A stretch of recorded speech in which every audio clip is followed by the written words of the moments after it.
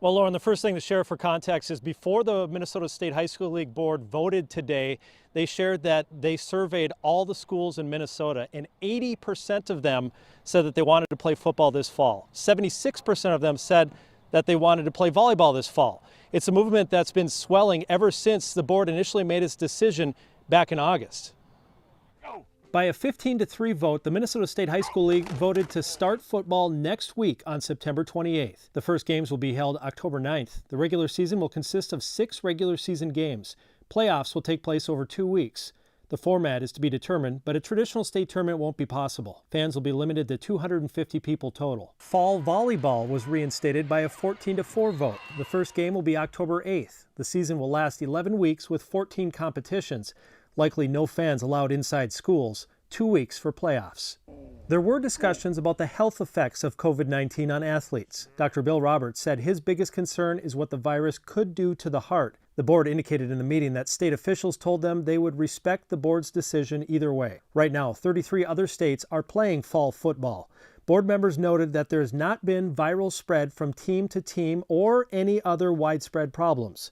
Some of the longest discussion came concerning how much time should be scheduled for football playoffs, but several board members wanted the emphasis put on the regular season. I believe in giving kids the most amount of opportunities in the regular season. I think the 6-game season does that, and we shouldn't be worrying about a state tournament. Now, prior to this reversal by the Minnesota State High School League, a parent and student group called Let Them Play formed, and there was even a lawsuit filed by a small group of parents and students that presumably will now be dropped, that this decision has been changed.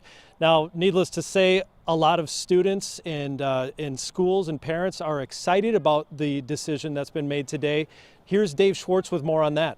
Yeah, hi Lou. You can imagine those players, coaches, and parents around the states very excited about the decision to bring football and volleyball back for the fall season, especially since other states have begun their seasons. Teams around the state have been practicing, which was allowed under the original plan, but to no real end, originally thinking that they wouldn't be playing together until spring. However, other states have been playing. Even the Big Ten is now bringing back football. So the idea to revisit this and ultimately rule in their favor to have volleyball and football back makes a lot of people happy this evening.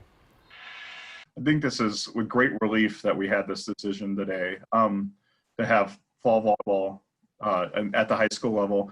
We've been really fortunate in our club environments. We've had volleyball going since June, and I have no evidence of transmission in our building or no evidence of transmission in other buildings because of the sport of volleyball.